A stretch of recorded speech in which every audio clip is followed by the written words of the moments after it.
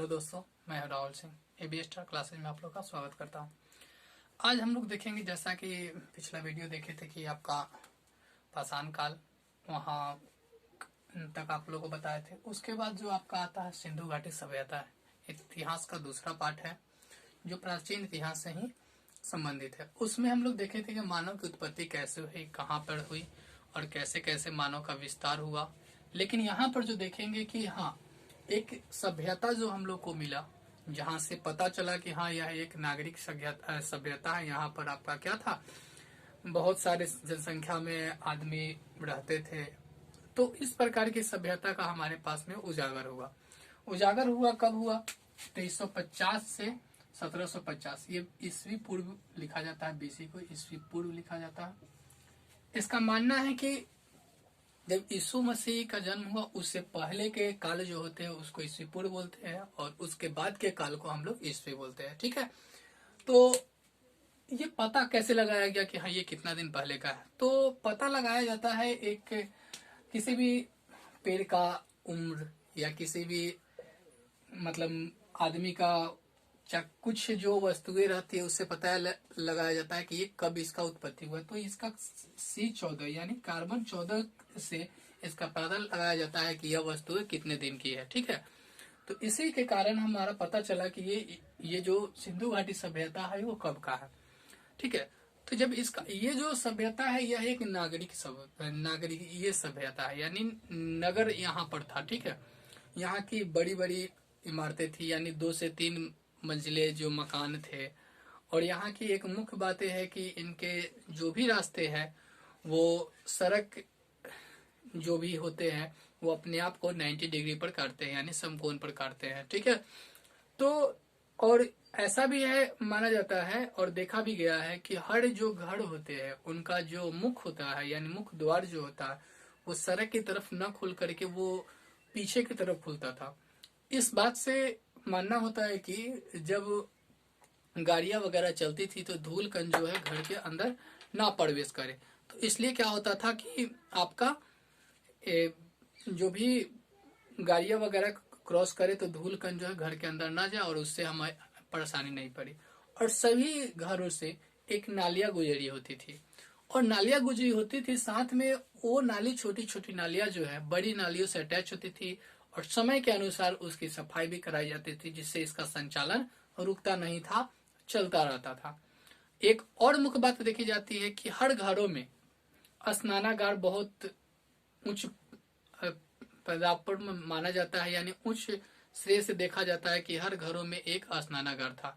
इसका बहुत महत्वपूर्ण इम्पोर्टेंस दिया गया है। बहुत बार एग्जामों में आता भी है कि ये स्नानागार जो है कहाँ से प्राप्त हुए। ठीक है, तो चलिए आज हम लोग इस पोर्शन को देखते हैं। इससे एक और पोर्शन है जो सिंधु घाटी सभ्यता और हड़प्पा सभ्यता, इसका पार्ट जो है नेक्स्ट वीडियो में हम डालेंगे तो आप लोग को मिलेगा। ठीक है, तो चलिए यहाँ से जितना भी क्वेश्चन पूछते हैं हम उम्मीद करते हैं कि इससे ज्यादा से आपका क्वेश्चन कहीं पर नहीं पूछा जाएगा, इसलिए इस वीडियो को जरूर देखें। ठीक है, और समझें। सिंधु घाटी सभ्यता में पहला था हड़प्पा। हड़प्पा नाम कैसे पड़ा?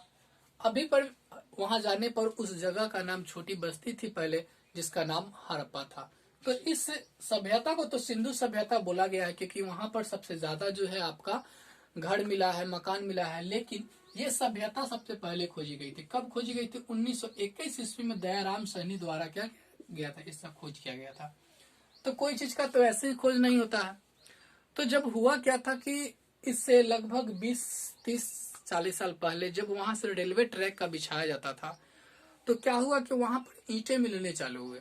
तो जब ईंटें मिलने चालू हुए तो जो ठेकेदार होते हैं जो रेलवे ट्रैक बनाने के लिए ठेका लेते हैं, तो वो क्या किए कि इस पे विचार नहीं किए, क्योंकि उनका काम ये नहीं था, इतिहासकार नहीं थे कि वो अपना काम करे। तो क्या किए कि जो ईंटें निकलती थी उसका प्रयोग वो कहाँ कर लिए, जो ट्रैक बनाया जाता था उसमें कर लिए। लेकिन कुछ समय पश्चात जो है इनको पता चला कि वहां से आखिर ईंटें क्यों निकलते हैं। तो जब उसकी खुदाई कराई गई तो देखा गया कि यहाँ एक बहुत बड़ा नगर बसा हुआ है। ठीक है, तो इस प्रकार 1921 ईस्वी में दयाराम सहनी द्वारा क्या किया गया था, उनका खोज किया गया था। किसका खोज किया गया था? हड़प्पा का खोज किया गया था। नेक्स्ट क्वेश्चन आता है ये हड़प्पा है क्या? तो उस टाइम तो खोजा गया तो आपका भारत में था, लेकिन अब जो चला गया है ये पाकिस्तान में पंजाब राज्य है, और वहां पर एक रावी नदी है जिसके किनारे कौन स्थित है? हड़प्पा नदी स्थित है। ठीक है, हड़प्पा सभ्यता जो स्थित है, यानी रावी नदी किनारे कौन स्थित है? हड़प्पा सभ्यता स्थित है। उसके बाद 1922 में, यानी एक साल बाद जो है, 1 ईयर बाद, जो 1922 ईस्वी में आर.डी. बनर्जी ने मोहनजोदड़ो का खोज किया। किसका खोज किया? आर.डी. बनर्जी ने मोहनजोदड़ो का। ये भी मोहनजोदड़ो से बहुत सारे क्वेश्चन बनते हैं, बहुत से एग्जामों में पूछे भी जाते हैं। उसके बाद कहता है ये भी जो मोहनजोदड़ो है ये भी पाकिस्तान राज्य में है, लेकिन ये सिंधु नदी किनारे स्थित है।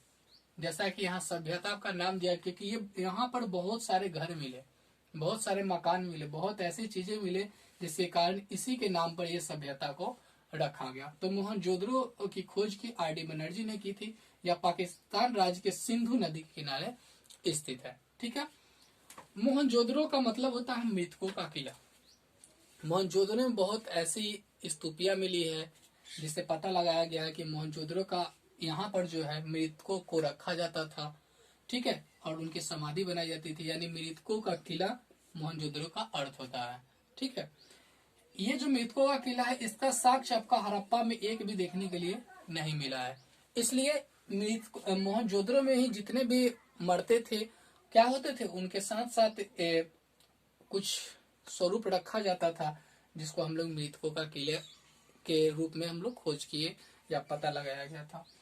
और वहां का जैसा कि बताया कि स्नानागार जो होता है बहुत महत्वपूर्ण है। तो बृहद स्नानागार, बहुत बड़ा बड़ा स्नानागार देखने के लिए मिला। इसका साक्ष्य कहाँ से मिला है? मोहनजोदड़ो से प्राप्त हुआ है।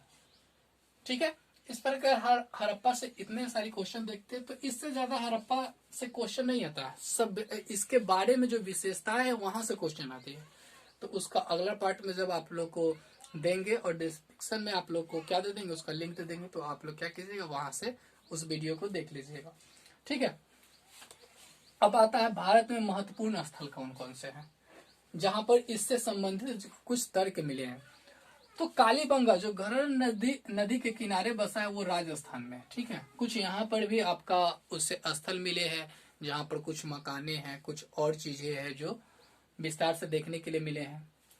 रोपर सरस्वती नदी किनारे स्थित है जो हरियाणा में है। हरियाणा में एक चीज और याद रखिएगा, हरियाणा में सरस्वती नदी जो है बहती है, और रोपर हरियाणा में ही है। ठीक है, लोथल भोगवा नदी किनारे है गुजरात में।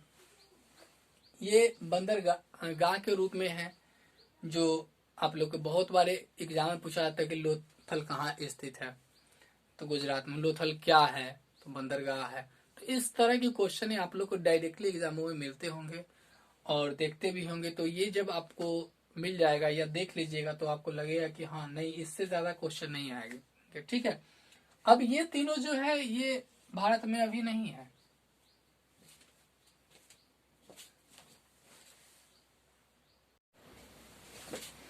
चलिए, जैसा कि हम लोग देखे हैं कि ये जो भारत में नहीं है, अभी वर्तमान में ये भारत में स्थित नहीं है। ठीक है, तो यहाँ से कुछ क्वेश्चन कभी कभी मिल जाते हैं कि कौन से नदी किनारे है, शनिदोरो किस नदी किनारे है, रंगपुर कौन से नदी किनारे है। तो ये सभी क्वेश्चन जो है ये क्वेश्चन नहीं पूछा जाता है इनसे, और ये किसी नदी किनारे भी स्थित नहीं है। तो धौलावीरा जो है R.S. विश ने 1889 से 90 के बीच में खोज की थी, इनका पता लगाया था। यहाँ पर भी कुछ ऐसी वस्तुएं मिली जिससे हम लोग नाम दिए कि कुछ ऐसी यहाँ पर जो कार्य होते थे या व्यापार का कुछ काम चलता था जिसके रूप में हम लोग देखे। चंदौड़ो जो है गोपाल मजुमदार जो है खोज किए थे इनका, और ये सिंधु किनारे स्थित था, और इसका खोज जो हुआ था 1931 ईस्वी में हुआ था। ठीक है, कुछ कुछ सभी जगह पे आपका तर्क मिलता गया और इसकी खुदाई होते गई, मिलते गई। ये सभी जो है एक त्रिभुजाकार आकार के रूप में सम्मिलित है। ठीक है, इस सब का जो बनाया जाता है, जब मैप अगर खींचा जाता है सबका सम्मिलित किया जाता है, एक त्रिभुजाकार रूप के रूप में ये सब देखे जाते हैं। रंगपुर इसी तरह है कि माधव स्वरूप वत्स ने 1931 से लेकर 53 के बीच में क्या किया था, खोज किया था, जो माधव नदी किनारे स्थित है। तो इस प्रकार सभी से देखा जाता है कि क्या होता है कि हर पॉइंट से हर जगह कहीं ना कहीं क्वेश्चन मिले होता है। ये वही सब क्वेश्चन है। वैसे तो इसके बारे में बहुत सारी बातें पढ़नी है, लेकिन जहां से क्वेश्चन आती है हमें वही पढ़नी है, ठीक है। तो आई होप कि इन सब बातों को आप समझे होंगे, और यहाँ से जो क्वेश्चन आएगा वो आप छोड़ेंगे नहीं और समझने की कोशिश कीजिए। आप राइट डाउन करके लिखिए, यानी लिख करके आप अगर किसी चीज को समझने की कोशिश करते हैं तो वहां से आपका क्वेश्चन नहीं छूटेगा। जैसा कि आपको हम बताए हैं कि C14 जो है, इसके आधार पर ही उन सबों की खोज की गई, और इसी से किसी भी वस्तु का पता लगाया जाता है कि वो वस्तुएं कितने दिन पुरानी है या कितने दिन पहले बनाई गई। तो ये भी बहुत बार क्वेश्चन में आ जाता है कि किसके आधार पर हड़प्पा सभ्यता यानी सिंधु घाटी सभ्यता के बारे में खोज किया गया। तो C14 के बारे में इसका खोज किया गया। आज भी इसका प्रयोग जो है हमारे देशों में, हमारे सम्राट में किया जाता है, ठीक है। तो इसका नेक्स्ट वीडियो जो है हड़प्पा सभ्यता यानी सिंधु सभ्यता से जिसकी विशेषताएं हैं वो सभी उसमें आपको मिलेंगे देखने के लिए। उसका लिंक जो है डिस्क्रिप्शन में हम डाल देंगे, वहां से आप लोग जाकर के उस वीडियो को देख सकते हैं, ठीक है। तो आई होप कि आप लोग को ये वीडियो पसंद आया होगा। अगर पसंद आता है तो दोस्तों के पास शेयर करें, कमेंट करके बताएं कि वीडियो कैसी लगी या इसमें कुछ ऐसी बातें हो जो छूट गई होगी तो वो सब आप बता सकते हैं। ऐसे इससे ज्यादा से क्वेश्चन आपका इन 2 टॉपिक से नहीं बनेगा, विशेषता से बनेंगे जिसके बारे में हम आपको बताएंगे और नेक्स्ट वीडियो में उसकी चर्चा करेंगे, ठीक है।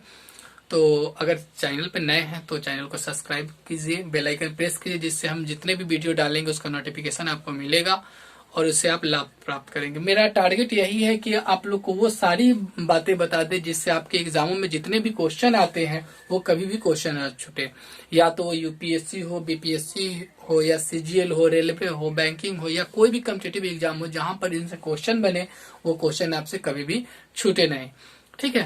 तो thank you for watching this video. आप लोग पढ़ते रहिए, आगे बढ़िए, यही हमारी शुभकामनाएं हैं।